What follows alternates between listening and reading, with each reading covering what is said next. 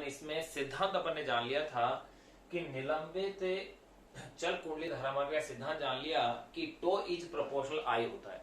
अब इसी को अपन डिटेल से और चर्चाएं कर रहे हैं। क्या चर्चाएं हैं देखो, यदि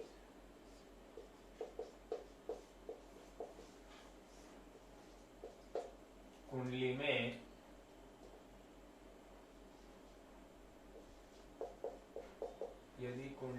फेरों की संख्या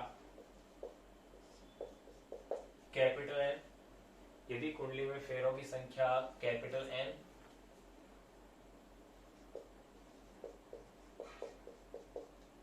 प्रवाहित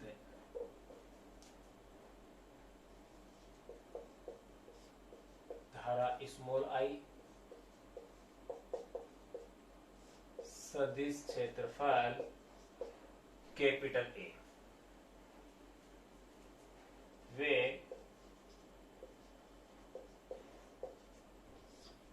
चुंबकीय क्षेत्र बी हो एवं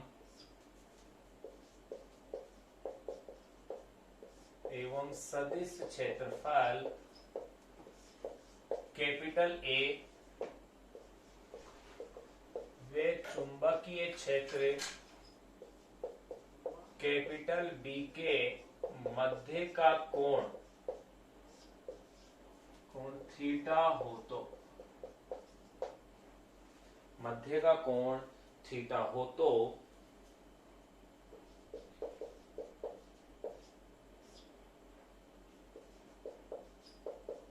लगने वाला विक्षेपक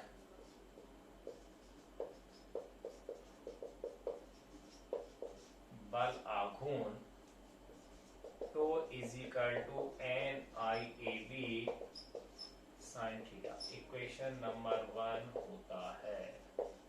ये अपन फॉर्मूला पढ़ चुके थे। अब अपन चर्चाएं करते हैं इसके आगे। तो कैसे क्या अपन इसे डिटेल लेंगे। देखो, अगर जब अपन किसी कुंडली में जिसमें फेरों की संख्या कैपिटल एन है, प्रवाहित धारा आई है, सदिश क्षेत्रफल ए और चुंबकीय क्षेत्र बी हो एवं सदिश क्षेत्रफल ए व चुंबक क्षेत्र बी के मध्य का कोण थीटा हो, तो लगने वाला विक्षेपक बलागुण tau is equal to N I A B sine theta होता है। ये अपन पढ़ चुके हैं।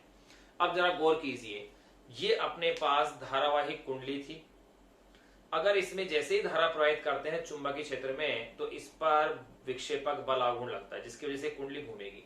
अगर कुंडली ऐंठती है, यानी इस पे बल आघूर्ण लगता है, घूमती है, तो इससे जुड़ा हुआ जो फॉस्फर ब्रांच का तार था वो भी ऐंठन में आएगा, उसमें भी विक्षेपक आएगा। तो उसमें जो विक्षेपक उत्पन्न होगा वो इसका प्रति विक्षेपक बलागुण कहलाएगा। यानी यूं कह सकते हैं प्रति बलागुण कह सकते हैं, या उसे यूं कह सकते हैं प्रत्यानयन बल युग्म आघूर्ण भी कह सकते हैं। ये प्रत्यानयन बल आघूर्ण जो होता है इसके बल आघूर्ण के विपरीत होता है। ये है विक्षेपक बल आघूर्ण। तो अपन इसके साथ टो के साथ डी लगा देते हैं, विक्षेपक डिफ्लेक्शन वाला। तो ये जो विक्षेपक बल आघूर्ण है tau is equal to N I A B sine theta होता है। इसके कारण उसमें प्रत्यानयन बल आघूर्ण क्या होता है, उत्पन्न होता है, जो कि विक्षेप के क्या होता है, समानुपाती, जो विक्षेप फाई है। यानी कि tau R is proportional phi. जैसे ही अपन इस प्रोपोर्शनल के साइन को हटाते हैं, नियतांक सी लग जाएगा। इस नियतांक सी को कहेंगे निलंबन के ऐंठन का नियतांक, निलंबन के ऐंठन का नियतांक। तो अपन आगे लिख लेते हैं। देखो, लगने वाला विक्षेपक बल आघूर्ण tau D is equal to N I A B sine theta होता है,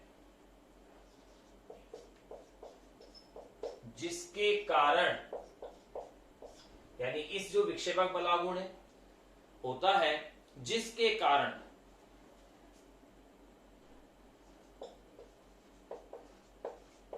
प्रत्यानयन बल युग्म आघूर्ण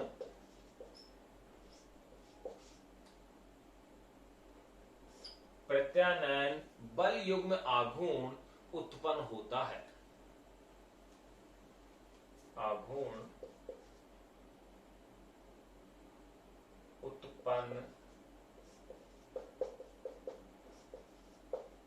होता है, जो कि बल युग्म आघूर्ण, इसके साथ ले देते कहते हैं टो आर, ब्रैकेट में टो आर उत्पन्न होता है, जो कि विक्षेप फाई के समानुपाती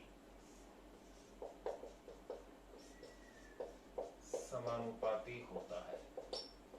ये जो प्रत्यानयन बलयुग्म आघूर्ण उत्पन्न होता है वो विक्षेप फाई के क्या होता है, समानुपाती होता है, अर्थात tau R is proportional phi. जैसे ही इस प्रोपोर्शनल के साइन को हटाएंगे नियतांक सी लग जाएगा। तो देखो यहां पर जो फाई है यह है विक्षेप फाई, या इसे अपन कह सकते हैं ऐंठन कोण या विक्षेपक कोण। तो देखते यहां फाई इज इक्वल टू विक्षेपक कोण, या इसे आप कह सकते हैं ऐंठन कोण है। यहां ये जो फाई है इसे विक्षेपक कोण या क्या कहते हैं, ऐंठन कोण है, एवं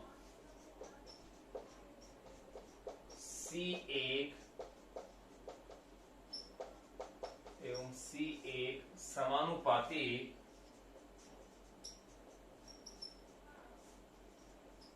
नियतांक है, जिसे इस सी को अपन जो नियतांक आ इसे कहते हैं निलंबन के ऐंठन का नियतांक, जिसे निलंबन के ऐंठन का नियतांक कहते हैं। इस नियतांक को कहा जाता है निलंबन के ऐंठन का नियतांक। अब देखो इसकी परिभाषा कैसे दे सकते हैं। अगर सपोज करो फाई का मान 1 हो, इकाई रेडियन हो, तो tau R is equal to क्या बन जाएगा, सी बन जाएगा। यानी मैं यो कह सकता हूं एकांक ऐंठन हेतु, एकांक ऐंठन हेतु यानी फाई का ऐंठन कोण है, तो फाई की वैल्यू अगर 1 रेडियन हो तो tau R is equal to क्या हो जाएगा, सी। यानी एकांक ऐंठन हेतु आवश्यक बल युग्म आघूर्ण है वो क्या है, ऐंठन का नियतांक सी है। तो इसकी परिभाषा भी आ गई, जिसे निलंबन के ऐंठन का नियतांक कहते हैं, जो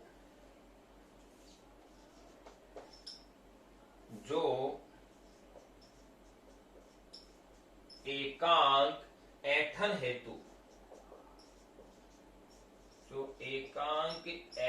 हेतु, बल युग्म आघूर्ण को दर्शाता है, जो एकांक ऐंठन हेतु बल युग्म आघूर्ण को दर्शाता है। ये सी की भी परिभाषा होगी। देखो कहां से परिभाषा आई, समीकरण 2 से आई भैया। अगर फाई 1 हो तो tau R is equal to क्या हो जाएगा, सी। यानी एकांक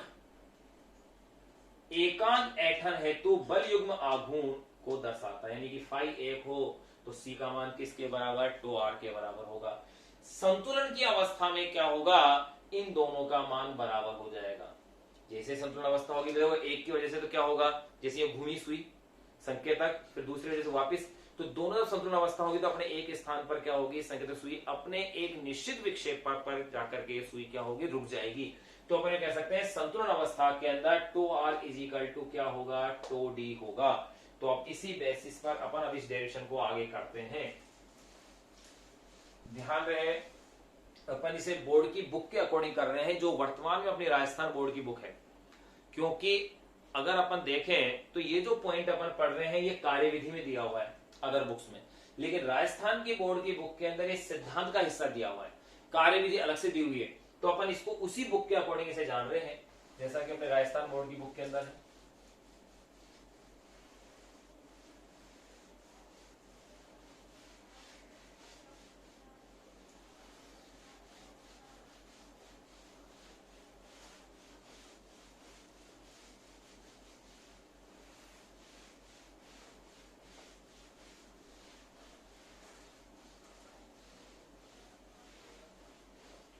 अब अपन बात करते हैं संतुलन अवस्था में। देखिए संतुलन अवस्था में संतुलन अवस्था में दोनों बलागुण एक दूसरे के क्या हो जाएंगे, बराबर। अगर दोनों एक दूसरे के बराबर हो जाते हैं तो आप इसे कह सकते हो tau R is equal to tau D. तो देखो टो आर की वैल्यू क्या थी, C5, और इसकी वैल्यू क्या थी, NIAB साइन थीटा। भाई दोनों का मान रख दिया समीकरण 1 और समीकरण 2 से। अब यहां से आप क्या देखिएगा कि जो अपन जो देख रहे हैं यानी C5 is equal to NIAB, या इसे यूं भी लिख सकते हैं tau D is equal to 2R, क्योंकि बुक में जिस तरीके से क्रम में है उसी क्रम से लिख दीजिए। लो तो संतुलन अवस्था में आप क्या कह देंगे इसे, tau D is equal to tau R, बात एक ही है। अब देखिए टो डी की वैल्यू NIAB साइन थीटा और टो आर की वैल्यू C5, ये आपकी हो गई है इक्वेशन नंबर 3। अब एक बात देखें अपन, अगर चुंबकीय क्षेत्र त्रिज्य हो, क्योंकि अपन क्या जानते हैं कि मैक्सिमम बलागुण कब लगेगा, जब चुंबकीय क्षेत्र त्रिज्य हो। और मैंने इसका मतलब बताया था कि जब चुंबकीय क्षेत्र कुंडली के क्षेत्र सदिश के क्या हो, लंबवत हो, या यो कह सकते हैं कुंडली के तल के क्या हो, समानांतर हो। तो अपन ये कह सकते हैं यदि चुंबकीय क्षेत्र त्रिज्य हो अर्थात कुंडली के सदिश क्षेत्रफल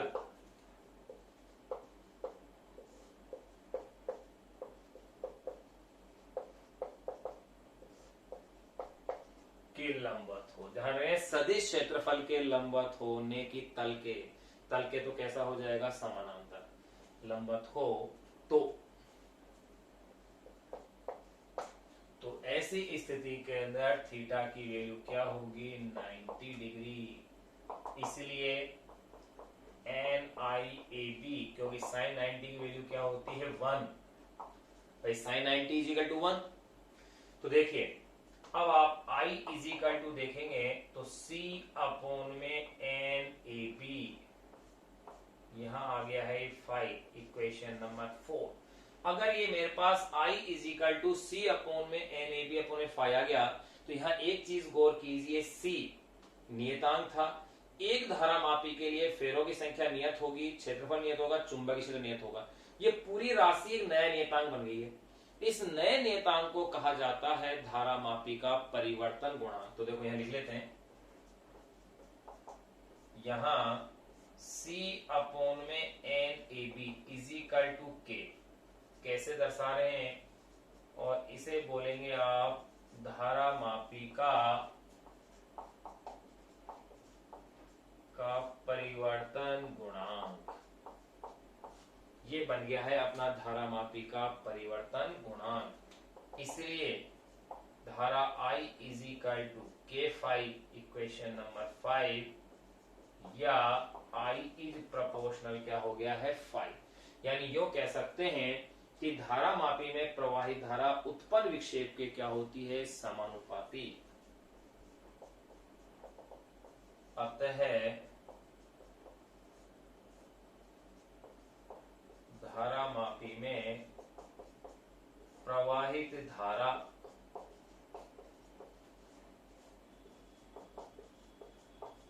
उत्पन्न विक्षेप के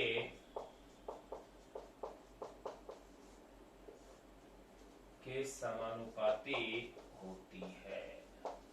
ये कॉन्सेप्ट अपने क्लियर कर लिया। कैसे किया कि विक्षेपक बलागुण और जो प्रत्यानयन बलागुण था, दोनों को अपन ने बराबर किया और उसके आधार पर फिर अपन ने ये वैल्यू निकाल लिए। यानी कि ये जो उत्पन्न अपन ने क्या देखा कि जो प्रवाहित धारा है वो उत्पन्न विक्षेप के क्या आ रही है, समानुपाती। अब अपन बातें करेंगे इसकी कार्यविधि की, एक कार्यविधि किस प्रकार से। लेकिन एक अपन ये फॉर्मूला यहां लिख लेते हैं क्योंकि ये फॉर्मूला बार बार काम आएगा। I is equal to C upon में NAB और यहाँ ये 5। इस फॉर्मूले को यहाँ इस कोने में रख लेते हैं और इसको, क्योंकि ये अपने पास बार बार उपयोग में आएगा अब, इसलिए तो पहले अपन जानते हैं धारामापी की सुगहत वगैरह पढ़ने से पहले कार्यविधि जो अपनी बुक में दी हुई है।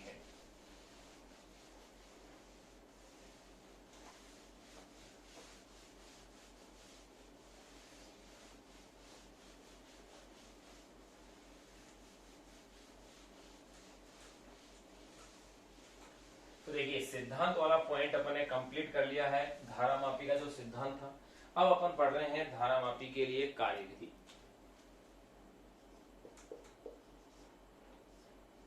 निलंबित कुंडली जो धारामापी सॉरी निलंबित चल कुंडली जो धारामापी है उसकी अपन पढ़ रहे हैं कार्यविधि, यानी कि उसकी वर्किंग। देखिए इसकी कार्यविधि क्या है। इसकी जो कार्यविधि आधारित है वो है लैंप स्केल व्यवस्था पर। लैंप स्केल व्यवस्था में होता क्या है कि यहां इसमें एक कॉन्सेप्ट अपन जान ले। लैंप स्केल व्यवस्था से पहले कॉन्सेप्ट यह है कि जैसे कोई समतल दर्पण है, अगर आपतित किरण की दिशा से उसका फाई कोण बन रहा है, समतल दर्पण का आपतित किरण की दिशा के साथ फाई कोण है। अब अगर समतल दर्पण को अगर समतल दर्पण है उसके ऊपर कोई प्रकाशीय किरण आपतित हो रही है, अगर समतल दर्पण को आपतित किरण की दिशा के सापेक्ष अपन किसी कोण फाई से घुमा दें। क्या कहा मैंने कि किसी समतल दर्पण को आपतित किरण के सापेक्ष अगर फाई कोण से घुमा दें तो परावर्तित किरण 2 फाई कोण से घूम जाएगी। ये कॉन्सेप्ट है जो आप रे ऑप्टिक्स के अंदर पढ़ते हो समतल दर्पण में। क्या कॉन्सेप्ट है कि अगर आपतित प्रकाश की किरण के सापेक्ष दर्पण को अगर फाई कोण से घुमा दिया जाए, फाई कोण से घुमा दिया जाए तो उस स्थिति के अंदर परावर्तित किरण 2 फाई कोण से घूम जाती है। ये चीज है। अब इसमें एक चीज हो, लैंप स्केल व्यवस्था काम में लेते हैं। लैंप स्केल व्यवस्था में क्या है कि इस क्रिया के अंदर स्केल पर जो प्राप्त होता है प्रकाश, एक स्केल होती है एक लैंप होता है, स्केल पर प्रकाश बिंदु की स्थिति का विस्थापन अगर स्मॉल डी है और दर्पण से स्केल की लंबाई अगर कैपिटल डी है तो इस स्मॉल डी और कैपिटल डी का जो अनुपात होता है वो 10:5 के इक्वल होता है। क्या कहा मैंने, स्मॉल डी और कैपिटल डी का अनुपात 10:5 के इक्वल होता है। बस इतनी सी वर्किंग अपनी दी हुई है जिसको कि अपन जान लेते हैं, उसको नोट कर लेते हैं। तो देखो कार्यविधि को बारे में अपन लिख लेते हैं कि निलंबित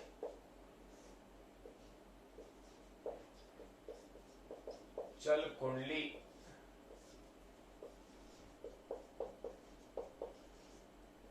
धारामापी, निलंबित चल कुंडली धारामापी में विक्षेप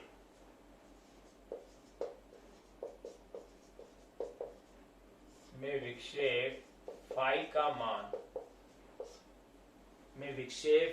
का मान लैंप स्केल व्यवस्था द्वारा ज्ञात करते हैं। में फाई का मान लैंप स्केल व्यवस्था द्वारा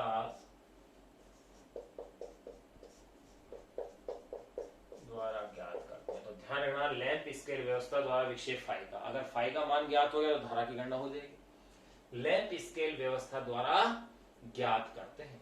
इसमें करते क्या है देखो,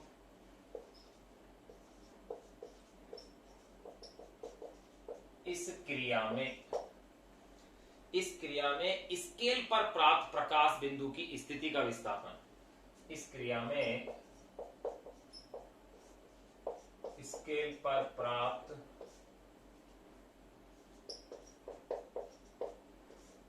प्रकाश बिंदु की, इस क्रिया में स्केल पर प्राप्त प्रकाश बिंदु की स्थिति का विस्थापन, स्केल पर प्राप्त प्रकाश बिंदु की स्थिति का विस्थापन स्मॉल डी तथा दर्पण से स्केल की लंबाई दूरी तथा दर्पण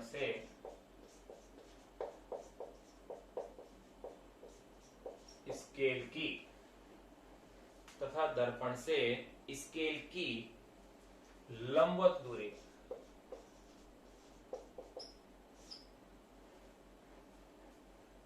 लंबवत दूरी कैपिटल डी हो तो,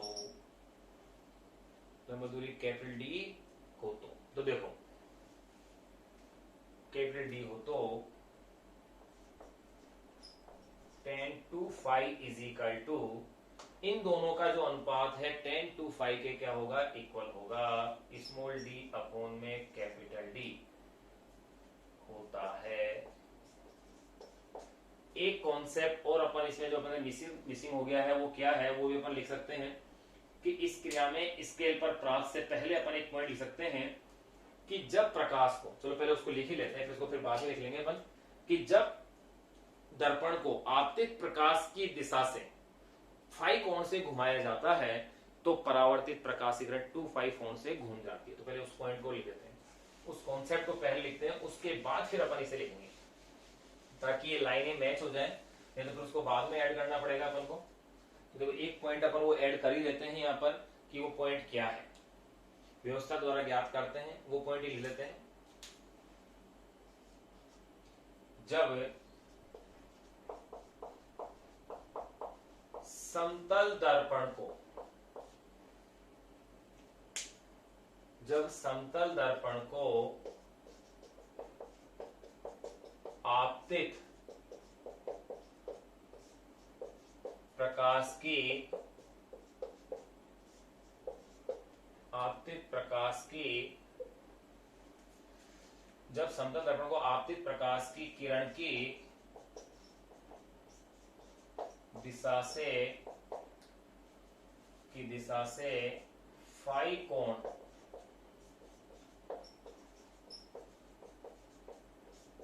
से घुमाया जाता है, फाई कोण से घुमाया जाता है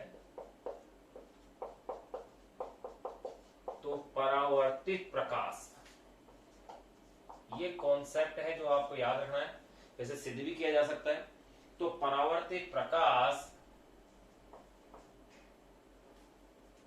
2 कोण से, तो परावर्तित किरण, तो परावर्तित किरण 2 कोण से घूम जाती है। ध्यान रखना, तो परावर्तित किरण 2 कोण से क्या होती है, घूम जाती है। जब समतल दर्पण को आपतित प्रकाश की किरण की दिशा से फाई कोण से घुमाया जाता है तो परावर्तित किरण 2 कोण से घूम जाती है।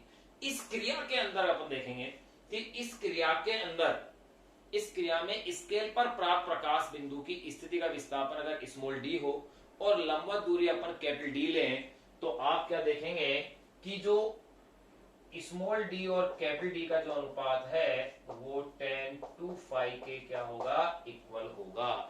बस ये इसकी इतनी सी कार्यविधि अपने दी हुई है। देखो ये अब लिख लेते हैं अपन उस पॉइंट को कि इस क्रिया में, इस क्रिया में जो अपन इसको घुमा दिया है, इस क्रिया में स्केल पर प्राप्त,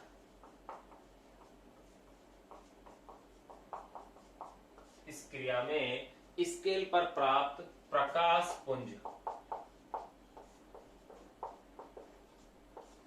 इस क्रिया में स्केल पर प्राप्त प्रकाश पुंज या प्रकाश बिंदु भी कह सकते हैं, प्रकाश बिंदु, स्केल पर प्राप्त प्रकाश बिंदु की स्थिति, प्रकाश बिंदु की स्थिति का विस्थापन, विस्थापन स्मॉल डी एवं दर्पण से, जो समतल दर्पण है, एवं दर्पण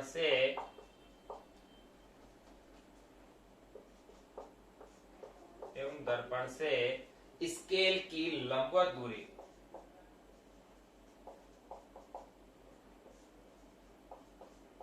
कि स्केल की लंबवत दूरी कैपिटल डी हो तो,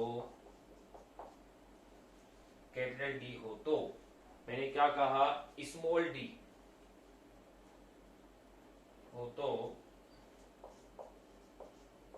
tan 2 is equal to small D upon में कैपिटल डी होता है। ये आपको याद रखना है तो tan 2 phi is equal to small D upon में कैपिटल डी होता है। प्रयोग के दौरान कैपिटल डी का जो मान है वो प्राय 1 मीटर लिया जाता है। तो ऐसी स्थिति के अंदर चलो इसको ऐसे और आगे कर देते हैं, ये होता है। अब देखिएगा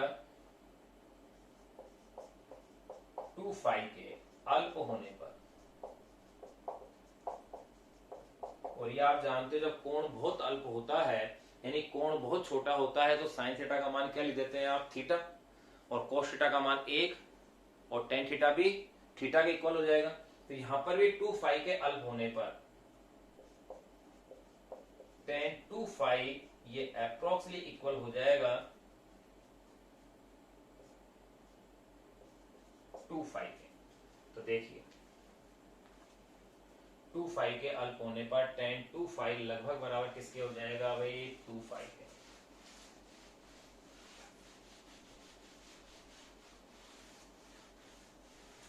यहां अपन ने इसलिए इसको भी छोड़ा हुआ है क्योंकि अभी काम आएगा भाई, अभी सुग्राहिता वगैरह अपन पढ़ेंगे उनके अंदर बार बार इस फॉर्मूले का यूज होगा, इसलिए इसको भी यहीं अपन ने सुरक्षित रखा हुआ है।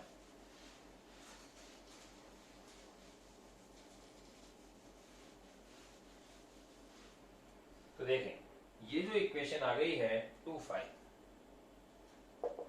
इसलिए 2 phi is equal to small D upon में कैपिटल डी, या यूं कह सकते हो phi is equal to small D upon में 2 कैपिटल डी।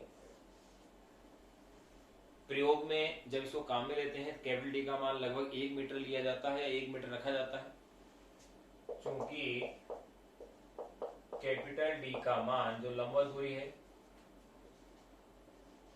1 मीटर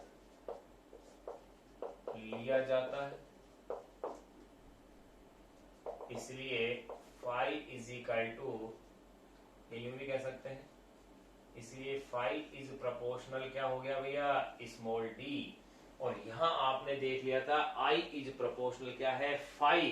तो एक साथ आप यूं ही कह सकते हो इसकी कार्यविधि में कि I is proportional phi and phi is proportional small d. ये अपने पास कार्यविधि में अपने चीज देख ली है कि आई इज प्रोपोर्शनल तो क्या है, phi, I is proportional phi. देखो यहां पर जिसको कि मैं कह सकता हूं I is equal to K phi, यहां साफ दिख रहा है कि आई इज प्रोपोर्शनल क्या है, फाई है। अगर आई इज प्रोपोर्शनल फाई है तो यहां पर आपने क्या देखा, फाई इज प्रोपोर्शनल क्या है, स्मॉल डी। यानी कि जो प्रकाश बिंदु की स्थिति का जो विस्थापन है जिसे अपन स्मॉल डी कह रहे हैं उसके ये क्या है, समानुपात। यहां अपने पास चल कुंडली धारामापी में निलंबित चल कुंडली धारामापी के पॉइंट अपने पास पूरे हो गए। क्या क्या पॉइंट, इसकी बनावट जान ली अपन ने, सिद्धांत इसका जान लिया है विस्तार पूर्वक, इसकी कार्यविधि भी अपन ने जान ली जो छोटी सी थी इसकी कार्यविधि। इसके पश्चात अब अपन जानेंगे इसकी सुग्राहिता कि धारामापी की सुग्राहिता होती क्या है। ये सुग्राहिता अपन जरूरी नहीं है चल कुंडली धारामापी, हर प्रकार के धारामापी के लिए सेम कॉमन है चीज ये, लेकिन स्पेशली अपन यहाँ जो पढ़ रहे हैं अपने बुक के अकॉर्डिंग वो पढ़ रहे हैं निलंबित चल कुंडली धारामापी के लिए। तो अब जो टॉपिक अपन पढ़ेंगे इंपॉर्टेंट है कंपटीशन एग्जाम के पॉइंट ऑफ व्यू से, वो है धारामापी की सुग्राहिता। तो देखिए अगला जो टॉपिक अपन इसमें पढ़ने जा रहे हैं वो है धारामापी की सुग्राहिता।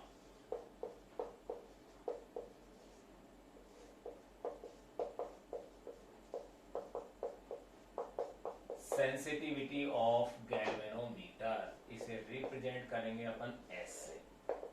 देखो धारामापी की सुग्राहिता से मतलब क्या है, यानी अगर धारामापी में अल्प मान की धारा प्रवाहित की जाए या धारामापी के सिरों के या उसके टर्मिनलों के मध्य अल्प विभवांतर लगाया जाए तो भी वो पर्याप्त विक्षेप अगर शो कर दे तो अपन कहते हैं कि धारामापी कैसा है, सुग्राही है।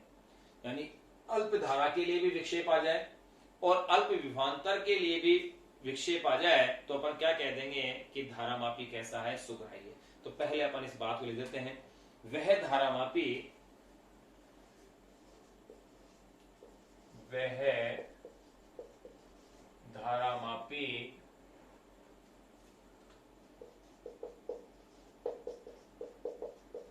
अधिक सुग्राही, वह धारामापी अधिक सुग्राही होता है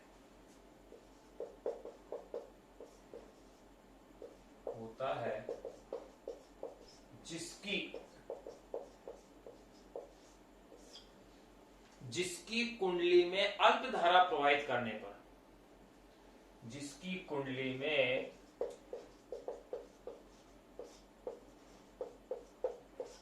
अल्प धारा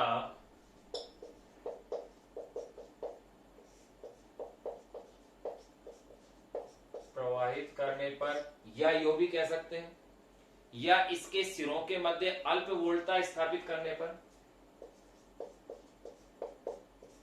या इसके सिरों पर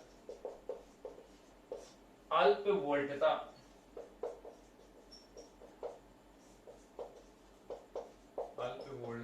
स्थापित करने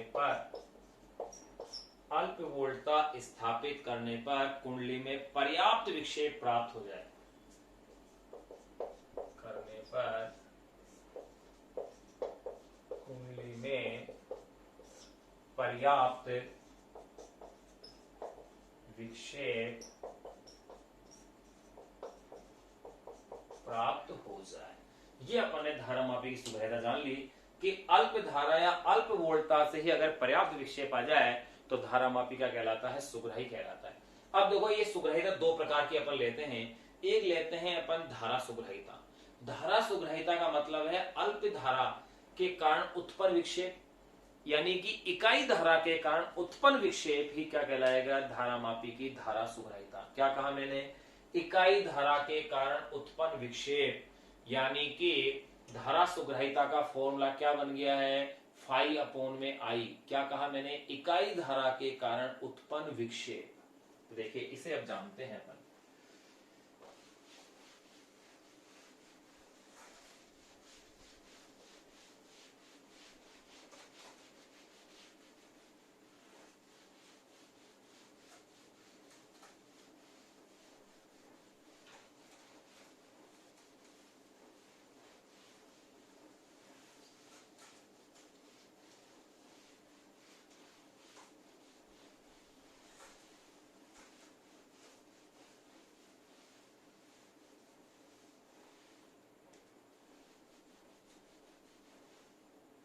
देखो अब अपन जान रहे हैं नंबर ए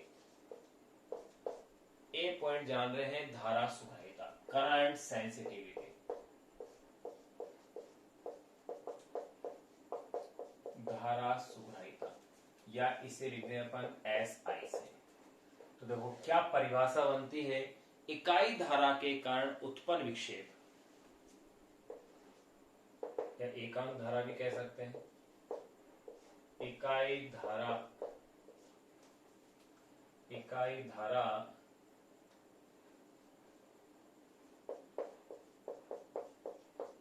के कारण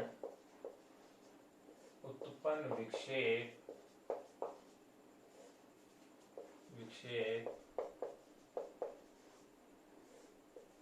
धारामापी की धारा सुग्राहिता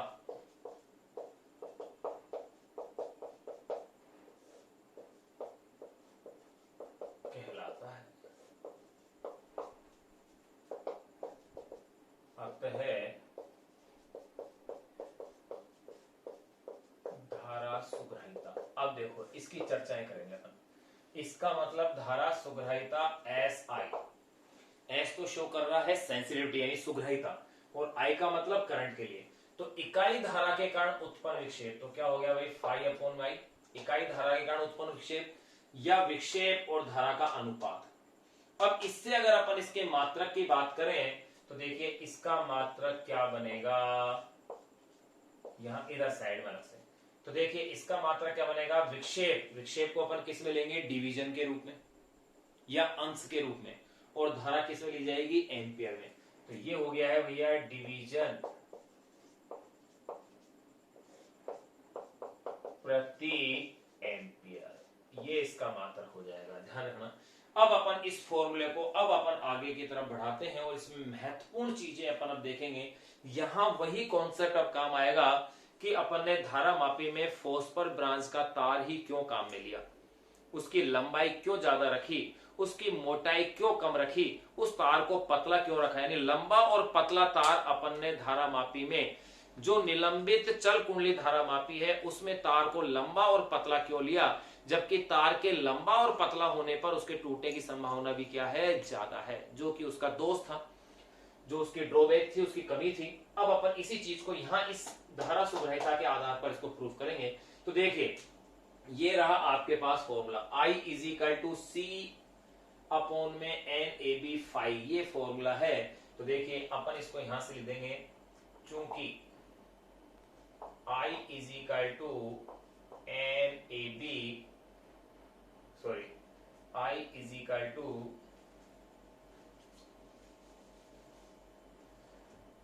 I is equal to C upon में एन ए बी इंटू 5। इसलिए अगर मैं देखूं इसमें वही 5 अपॉन में आई, इसलिए 5 अपॉन में I इज इक्वल टू मेरे पास क्या फॉर्मूला हो जाएगा। तो देखिए 5 अपॉन में I इज इक्वल टू, अगर मैं I को अपॉन में ले आता हूं तो मेरे पास ये इक्वेशन क्या बनेगी, बोलिएगा एन ए बी अपॉन में सी नहीं होगी क्या, बिल्कुल हो गई। आप ये ले सकते हो I अपॉन में 5 भी ले सकते हो, तो इस C अपॉन में एन ए बी, तो मेरे पास 5 अपॉन में I क्या हो गया, एन ए बी अपॉन में C।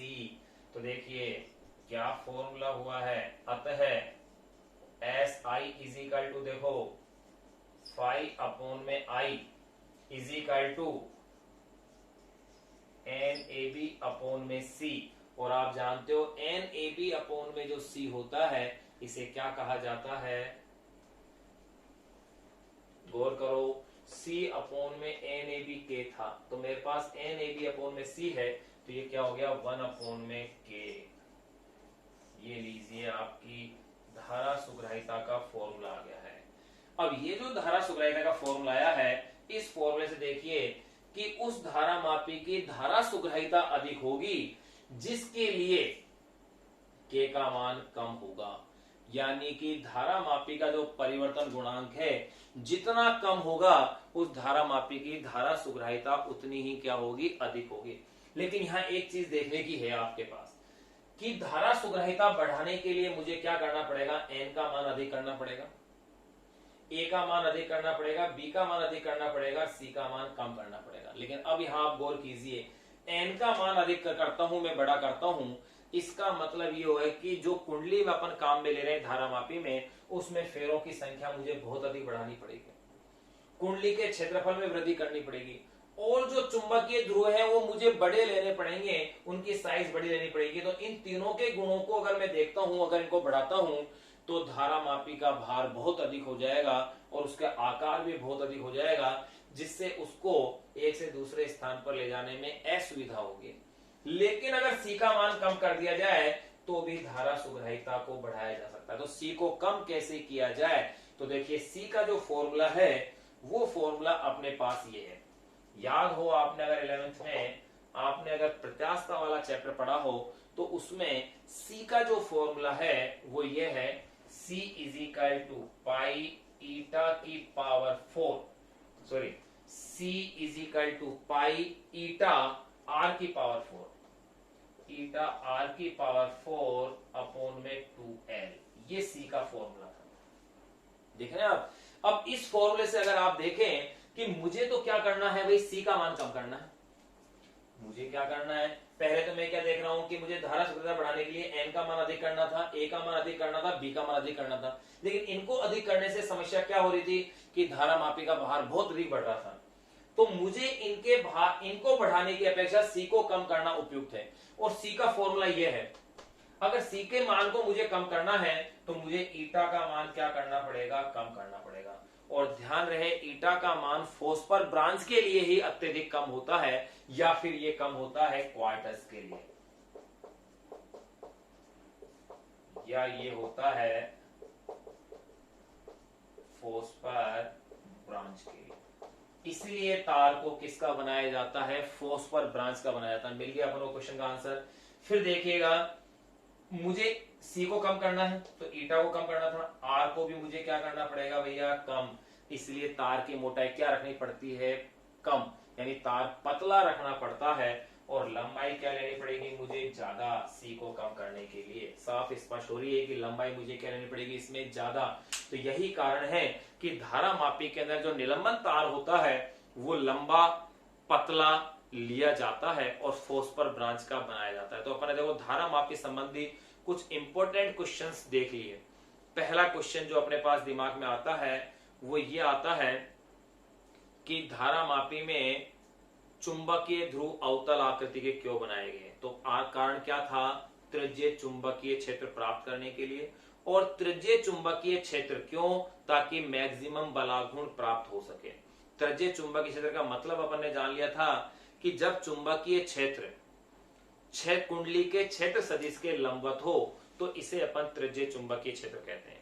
फिर अपन ने एक कारण जाना कि कच्चे लोहे की क्रोड है वो भी त्रिज्यीय चुंबकीय क्षेत्र के लिए, क्योंकि कच्चे लोहे के लिए पारगम्यता का मान सर्वाधिक मैक्सिमम होता है। फिर आपने एक कारण ये जान लिया कि फोस्फर ब्रांच का तार ही क्यों काम में लिया, क्योंकि फोस्फर ब्रांच के लिए अपरूपण प्रत्यास्थता गुणांक ईटा, ईटा यहां पर क्या है, अपरूपण प्रत्यास्थता गुणांक ईटा का मान क्या होता है, कम। और ईटा का मान कम होने से सी का मान क्या हो जाएगा, कम हो जाएगा। सी का मान कम हो जाएगा तो धारा सुग्रहता के मान में क्या हो जाएगी, वृद्धि हो जाएगी। धारा सुग्रहिता बढ़ाने के लिए ही तार को पतला, लंबा और फोस्फर ब्रांच का लिया जाता है। ये अपने पास कारण मिल गए। तो यहां अपन ने देख लिया है। तो चलो इन पॉइंट्स को अपन अब लिख लेते हैं।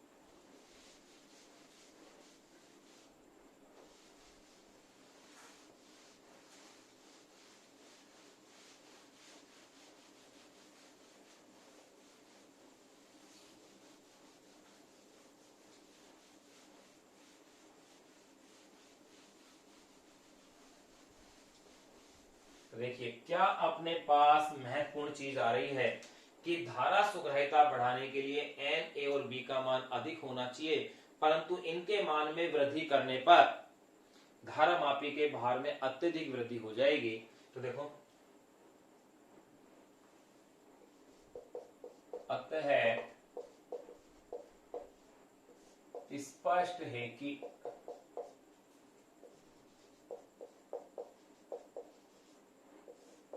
धारा मापी की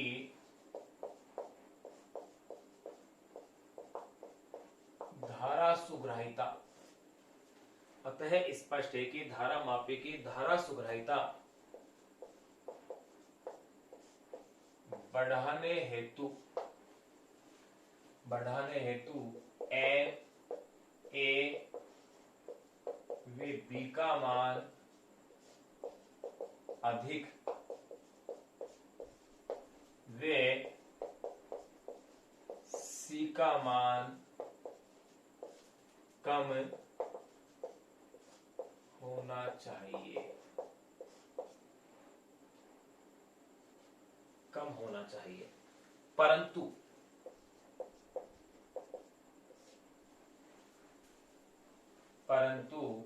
एन, ए व बी के मान में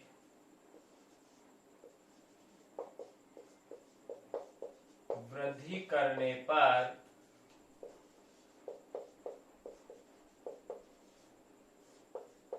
धारा मापी का भार अत्यधिक बढ़ जाएगा। धारा मापी का भार अत्यधिक बढ़ जाएगा। अतः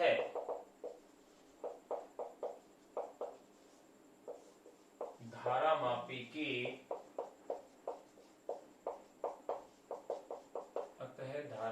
की धारा सुग्राहिता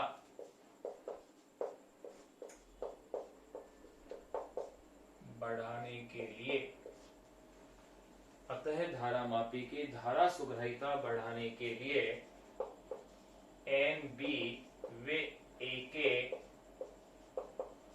मान बढ़ाने की अपेक्षा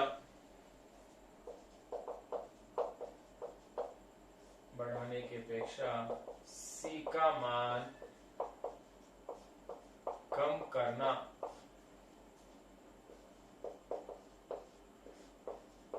श्रेष्ठ होता है।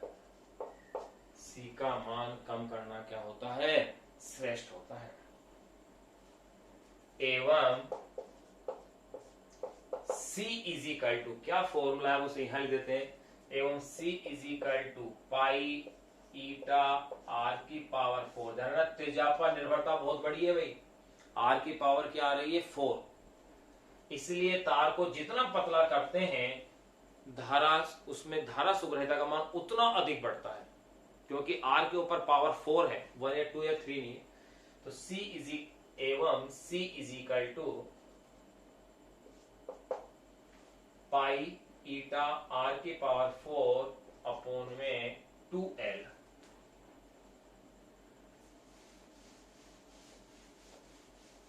अपॉन में 2L।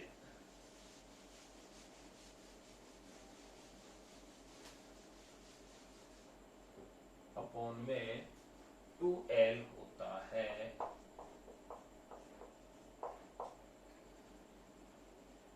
होता है। इसलिए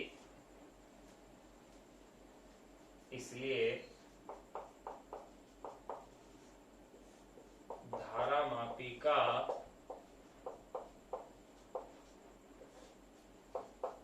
निलंबन तार फोस्पर ब्रांच या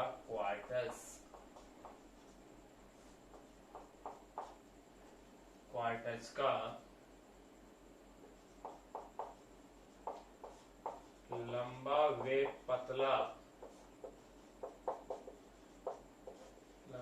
पतला लिया जाता है। लंबा व पतला लिया जाता है। यहां पर लिख सकते हैं फोस्पर ब्रांच का अपरूपण प्रत्यास्था गुणांक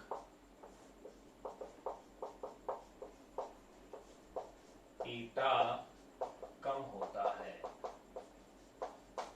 ध्यान रहे यहां पर ईटा क्या है? अपरूपण प्रत्यास्था गुणांक है। आर उसकी त्रिज्या है और लंबाई क्या है? एल लंबाई है। इसीलिए धारामापी का निलंबन तार फोस्पर ब्रांच या क्वार्टर्स का लंबा व पतला लिया जाता है। लंबा व पतला लिया जाता है। फोस्फर ब्रांच का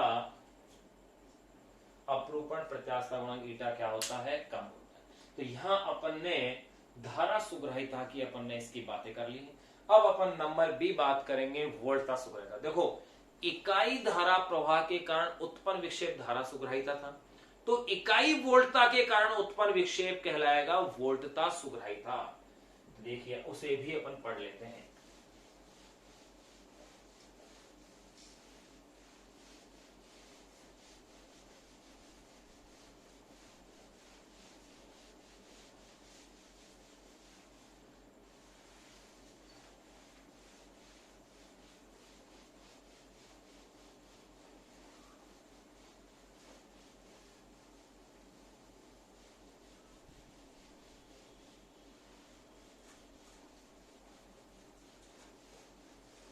देखिए अब जो नेक्स्ट जो टॉपिक अपन देख रहे हैं नंबर बी, वो है वोल्टता सुग्रहिता, वोल्टेज सेंसिटिविटी।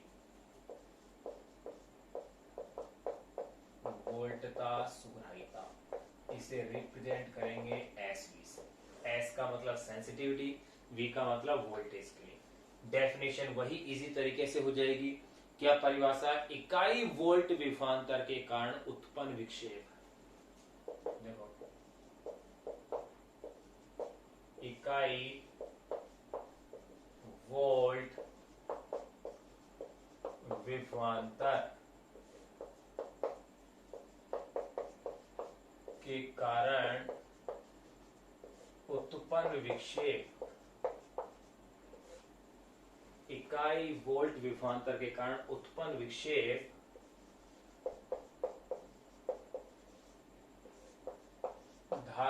मापी की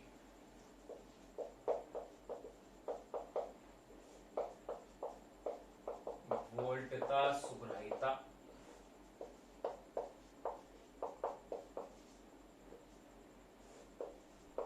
कहलाती है। धारा मापी की वोल्टता सुग्राहिता कहलाती है। अतः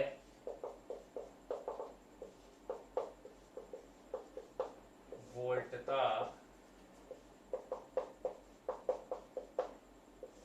सुग्राहिता इसे लिखे अपन एस वी, तो ये क्या हो जाएगा फाई अपॉन में वी, भाई इकाई वोल्टता के कारण ही तो हुआ, फाई अपॉन में वी। अब यहाँ इसके अगर मात्रक की आप बात करें तो देखिए मात्रक क्या बनेगा, विक्षेप। क्या मात्रक बनेगा, डिवीजन, या इसे कह दिए अंश प्रति वोल्ट, या तो आप कह दें इसे डिवीजन प्रति वोल्ट, या इसे कह सकते हैं अंश प्रति वोल्ट। अब देखो भाई, अब अपन इसमें आगे की ओर बढ़ते हैं। आप क्या जानते हो, यदि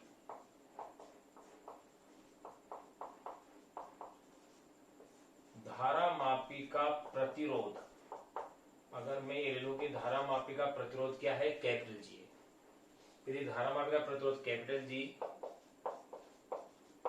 वे उसमें प्रवाहित धारा स्मॉल आई हो तो ओम के नियम से क्या होता है, ओम के नियम से V इज इक्वल टू आई जी बनेगा। भाई R की जगह क्या ले लिया अपन ने, प्रतिरोध को G से, G यानी धारा मापी का प्रतिरोध। तो देखिए इसलिए S V is equal to phi upon में आई जी, बिल्कुल आई जी फॉर्मूला आ गया है। फिर गौर करने वाली बात यह है कि फाई अपॉन में आई, ये क्या है, धारा सुग्राहिता, एस आई अपॉन में जी। यहां ये चीज विशेष ध्यान देने की है आपके। जनरली यहां क्वेश्चन इसका इजी बनता है, लेकिन एक इंपॉर्टेंट और बढ़िया क्वेश्चन बन जाता है। कैसे कि आपको अगर ये कहा गया हो कि धारा सुग्राहिता इतनी है और प्रतिरोध इतना है, तो बताइए वोल्टता सुग्राहिता क्या होगी। तो जनरली अपन इसमें आंसर क्या देते हैं कि अपन इतनी बार पढ़ चुके होते हैं कि वोल्टता बराबर धारा इंटू प्रतिरोध। तो इसका मतलब क्या सोच लेंगे अपन कि वोल्टता सुग्राहिता इज इक्वल टू धारा सुग्राहिता इंटू प्रतिरोध, जबकि वास्तव में ऐसा नहीं है। यहां पर क्या आ रहा है, इनवर्स आ रहा है, यानी वोल्टता सुग्राहिता बराबर धारा सुग्राहिता अपॉन में क्या है, प्रतिरोध है। यहां ये ध्यान रखना कि धारा मापी के प्रतिरोध का भाग जा रहा है, नहीं कि ये गुणा हो रहा है, और यही चीज यहां अपन को महत्वपूर्ण बनाती है। अब देखिए इसी को मैं आगे और अगर बढ़ाना चाहूं तो बढ़ा सकता हूं। कैसे बढ़ा सकता हूं, देखो इसी समीकरण को एस आई अपॉन में जी आ गया है। एस आई की वैल्यू अपन पढ़ चुके हैं कि 1 अपॉन में के होती है, बिल्कुल थोड़ी देर पहले ही किया है, 1 अपॉन में के। एस आई का मीन्स क्या है, 1 अपॉन में के, क्योंकि धारा सुग्राहिता धारा मापी के परिवर्तन गुणांक के व्युत्क्रम के क्या होती है, तुल्य, यानी 1 अपॉन में के। तो S V is equal to 1 upon में क्या बन गया, के जी, या जी को पहले कर दो तो बन जाएगा जी के, या तो इसे कह दो के जी या फिर कह दो जी के, यानी 1 अपॉन में के जी या 1 अपॉन में जी के। फिर देखो के की वैल्यू तो आप जानते थे, क्या है भाई के की वैल्यू, C अपॉन में एन ए बी।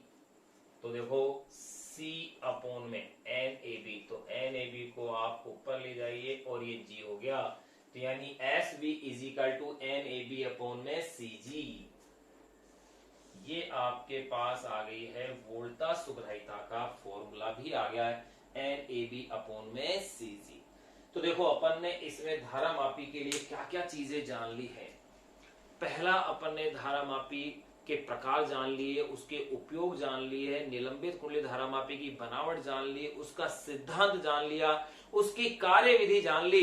फिर उसके बाद धारा मापी की सुग्राहिताओं में धारा सुग्राहिता अपन ने कंप्लीटली पढ़ ली, और धारा सुग्राहिता के आधार पर यह अपन ने प्रूफ किया कि धारा मापी का तार फॉस्फर ब्रांच का लंबा और पतला लिया जाता है।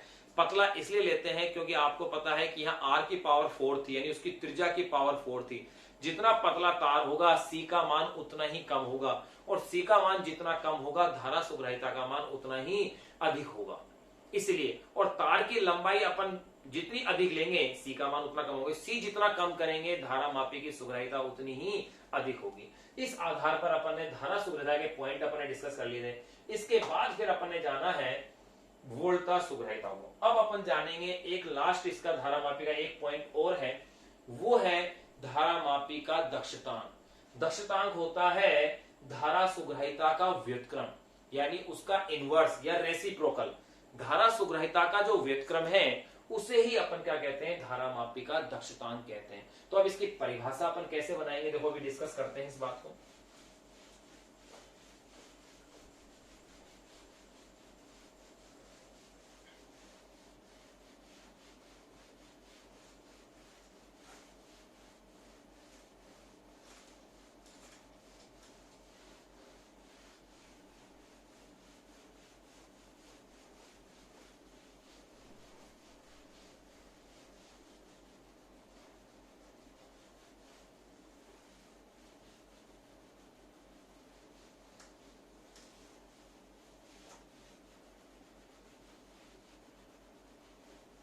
तो देखिए, पहले मैं धारा सुग्राहिता के फॉर्मूले एक बार लिख देता हूं, क्योंकि फिर बार बार लिखा खाएंगे।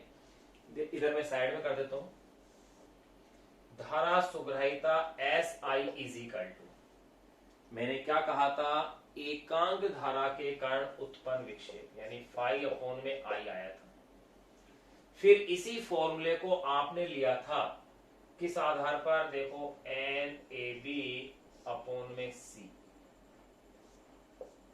फिर इसी को आपने कहा था 1 अपॉन में के।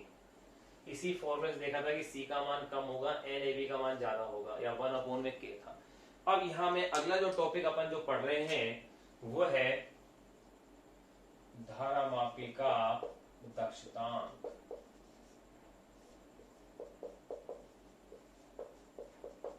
धारामापी का दक्षतांक, धारामापी का दक्षतांक ज्ञात करने का प्रैक्टिकल भी है आपके। अर्ध विषय विधि से धारामापी का प्रतिरोध ज्ञात करके उसके दक्षतांक की क्या करनी होती है, आपको गणना। तो वहां मात्रा भी पता होना चाहिए। तो मैंने एक चीज कही, धारामापी का दक्षतांक होता क्या है, धारामापी की धारा सुग्राहिता का व्युत्क्रम। यानी अगर मैं दक्षतांक को x से लिखूं तो ये 1 अपॉन में एस आई बन जाएगा। तो 1 अपॉन में एस आई बनते ही फॉर्मूला क्या बन जाएगा बताओ, इसका अगर व्युत्क्रम है तो आई अपॉन में 5, आई अपॉन में 5, और यहां इसका मात्रक हो जाएगा एम्पियर पर डिवीजन, यानी कि एम्पियर प्रति अंश भी कह सकते हो। अब यहां से परिभाषा क्या होगी, देखो धारा सुग्राहिता की परिभाषा आपने क्या दी थी, एकांक धारा के कारण उत्पन्न विक्षेप। एकांक धारा के कारण उत्पन्न विक्षेप, और यहां क्या हो जाएगी, एकांक विक्षेप के लिए प्रवाहित धारा। एकांक विक्षेप उत्पन्न करने के लिए आवश्यक धारा या एकांक विक्षेप के लिए प्रवाहित धारा क्या कहलाएगी, धारामापी का दक्षतांक कहलाएगा। यहां ये परिभाषा उल्टी हो जाती है। तो परिभाषा को अब अपन इस पॉइंट को अपन लिख लेते हैं कि धारामापी का दक्षतांक है क्या। धारामापी की सुग्राहिता अपन इसको कंपेयर कर लिया। कंपटीशन एग्जाम के पॉइंट ऑफ व्यू से बहुत इंपॉर्टेंट चीज है। धारामापी का दक्षतांक, धारामापी की धारा सुग्राहिता, वोल्टा सुग्राहिता, विशेषकर वोल्टा सुग्राहिता धारा सुग्राहिता का संबंध, जो कि एक इंपॉर्टेंट टर्निंग पॉइंट है कि धारा सुग्राहिता बराबर, जो वोल्टा सुग्राहिता बराबर अपन ने क्या निकाला, धारा सुग्राहिता अपोन में धारामापी का प्रतिरोध, यानी अपोन में आ रहा है, ने की गुणा के रूप में आ रहा है। तो यहां कंफ्यूज नहीं होना, ये चीज मैं फिर से वापस से रिपीट करके आपको बता दी है। तो अब अपन लिखते हैं धारामापी का दक्षतांक है क्या। तो देखो मैंने क्या परिभाषा बताई, इकाई विक्षेप उत्पन्न करने के लिए आवश्यक धारा,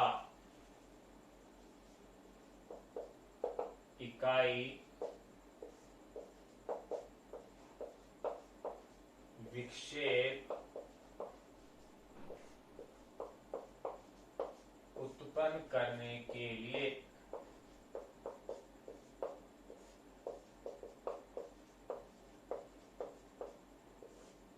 आवश्यक धारा, इकाई विक्षेप उत्पन्न करने के लिए आवश्यक धारा धारामापी का दक्षतांक कहलाती है। धारामापी का दक्षतांक कहलाती है,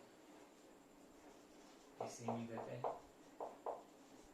धारामापी का दक्षतांक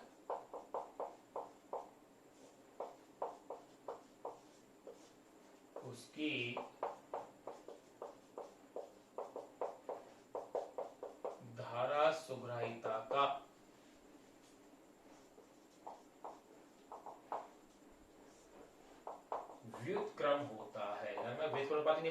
क्या बोला है, व्युत्क्रम होता है, अर्थात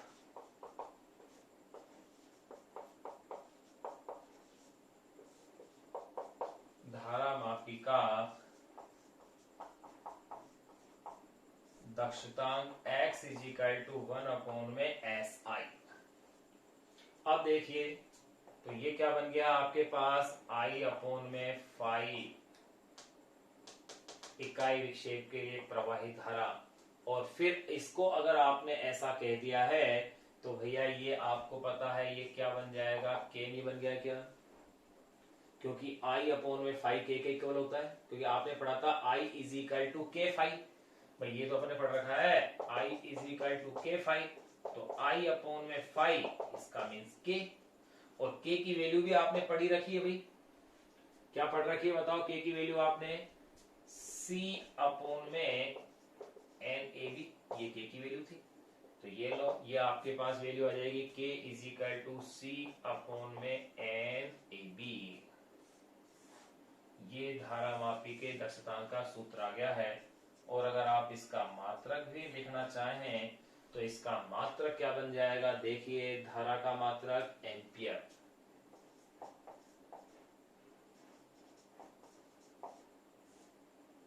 और